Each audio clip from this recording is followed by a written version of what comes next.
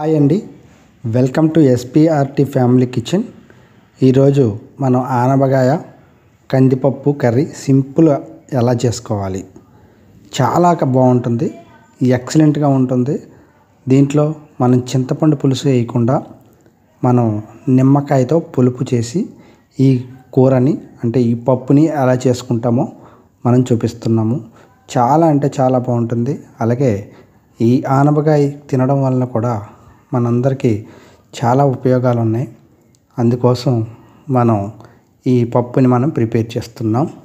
చాలా అంటే చాలా బాగుంటుంది. మీరు ఒకసారి ట్రై చేయండి. అలాగే నా ఛానల్ని ఎవరైనా ముందుగా చూస్తున్నట్లయితే వాళ్ళు నా ఛానల్ని సబ్స్క్రైబ్ చేయండి, అలాగే లైక్ చేయండి, అలాగే షేర్ చేయండి. నా ఛానల్లో వీడియోస్ మీకు ఎవరికైనా నచ్చినట్టయితే ఫ్రెండ్స్ అండ్ ఫ్యామిలీ వాళ్ళకి షేర్ చేసి వాళ్ళకు కూడా నా యొక్క ఛానల్ని చూడమని చెప్పండి. Thank you very much. అయితే ఈ పప్పు చూడండి ఎంతో కలర్ఫుల్గా ఉంటుంది. అలాగే ముందుగా దీంట్లో ఒక 100 గ్రామ్స్ ఆనపకాయ ముక్కలు, అలాగే 100 గ్రామ్స్ కందిపప్పు మనం శుభ్రంగా వాష్ చేసుకొని కడిగేసుకొని ఒక 10 నిమిషాల పాటు అలా నానబెట్టుకొని ఉంచుకొని ఒక మీడియం సైజు టమోటా ముక్కని మనం అందులోనే కట్ చేసేసి, చూడండి టమాటో కూడా చాలా బాగా అనిపిస్తుంది, కలరు చాలా అంటే చాలా బాగుంటుంది. అలాగే ఈ టమాటో కూడా అందులో కట్ చేసి వేసేయాలి. మనం కందిపప్పు అలాగే టమాటా ఆనపకాయ కర్రీని చాలా సింపుల్గా ఎలా చేసుకోవాలో చూపిస్తాం. అలాగే 4 పచ్చిమిరపకాయలు అంటే అడ్డంగా చీల్చేసి దాంట్లోనే వేసేయండి.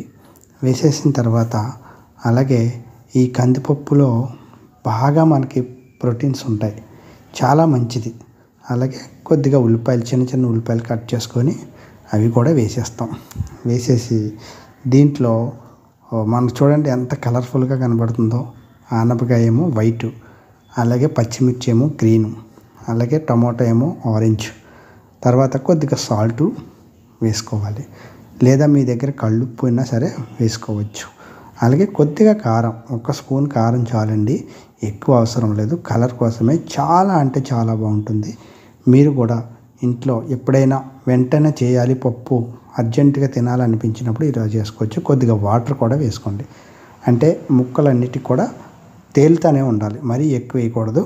కొద్దిగానే వేసి మనం కుక్కర్ స్టవ్ వెలిగించేసుకొని కుక్కర్ మూతను అడ్జస్ట్ చేసుకొని కరెక్ట్గా పెట్టుకోండి. కుక్కర్ సరిగ్గా పెట్టకపోయి కంగారులో ఎలా పెడితే కుక్కర్లో పేలడం జరుగుతున్నాయి. అందుకని ఇది ఒక టిప్గా మీకు చెప్తున్నాను, కొంచెం జాగ్రత్తగా ఉండండి.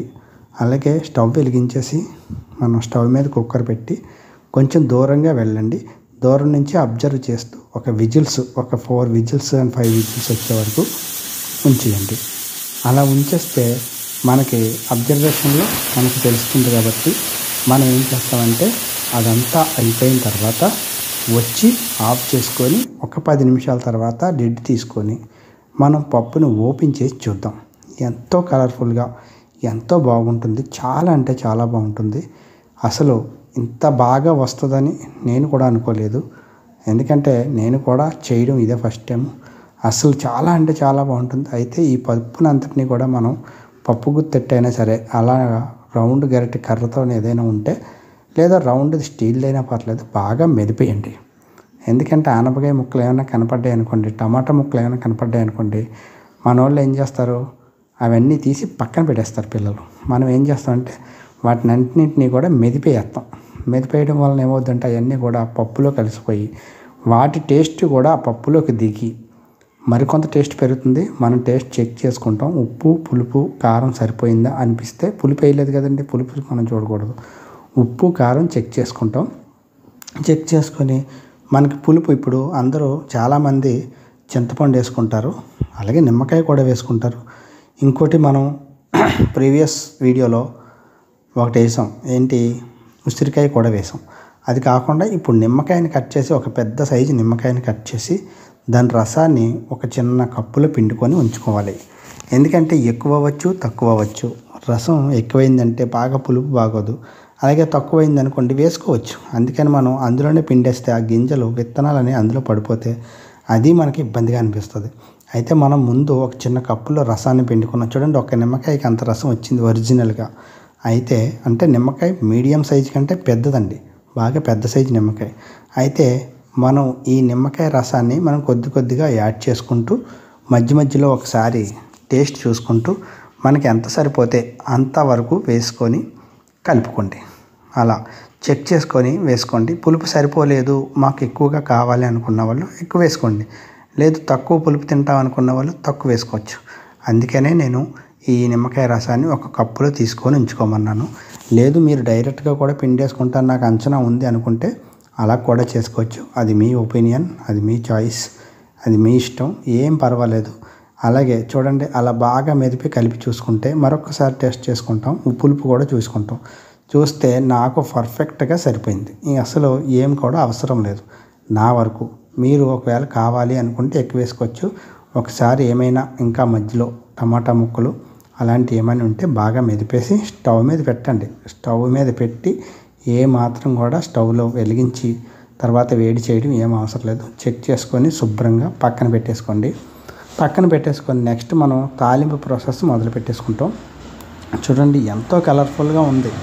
అసలు మనం దీంట్లో ఒకటి ఇంగ్రీడియంట్ వేయలేదు, అదేంటో మీరు గెస్ చేసి నాకు కామెంట్ రూపంలో తెలియచేయండి.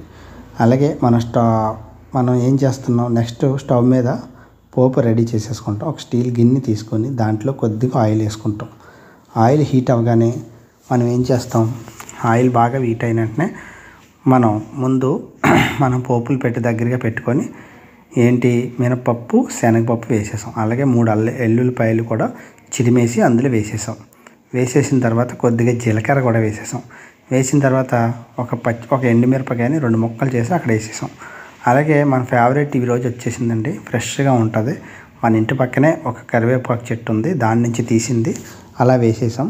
అలా వేసేసి దాన్ని బాగా కలిపిస్తాం. ఒక్కసారి కలిపేసరికి పోపు రెడీ అయిపోతుంది. స్టవ్ కట్టేయండి. స్టవ్ కట్టకపోతే మనకి పోపు మాడిపోతుంది. అందుకని మనం స్టవ్ ఆఫ్ చేసుకొని కొద్దిగా ఇంగువ, ఖచ్చితంగా ఇంగు వేసుకోండి. ఇంగు తినడం వల్ల చాలా బెనిఫిట్స్ ఉన్నాయి. మీరు ఇంగు తినడం వల్ల ఎలాంటి బెనిఫిట్స్ ఉన్నాయో మీరు బయట వీడియోస్లో చూడొచ్చు. నేను అంతగా దీంట్లో చెప్పేంత టైం సరిపోదు, అందుకోసం ఇంగువని గురించి నేను ఎక్కువగా వివరించలేదు. ఇంగు చాలా మంచిది, పాతకాలం వాళ్ళు బాగా తినేవాళ్ళు. సరే అండి, పోపు రెడీ అయిపోయింది. మనం ముందుగా అన్నీ తయారు చేసి పెట్టుకున్న పప్పుని ఇందులో ట్రాన్స్ఫర్ చేసేస్తున్నాం. చూడండి, పోపు తయారైపోయింది. పప్పు చూడండి, అబ్బా ఎంత కమ్మగా ఉంటుందంటే, అంత వేడి అన్నం వేసుకొని అంత పప్పు వేసుకొని చిన్న నెయ్యి చుక్క, ఒక్క డ్రాప్ నెయ్యి చుక్క వేసుకొని తింటే ఉంటుందండి. అస్సలు మీరు వదిలిపెట్టరు. ఇంకా ఆ మిరపకాయని కూడా కొరుక్కొని తినేయాలన్న ఆలోచనలో మీరు ఉంటారు. అంత ఎండుమిరపకాయ కారంగా ఉన్నా సరే ఆ పప్పు చూస్తుంటేనే మీకు అర్థమవుతుంది. Thank you very much. Thank you.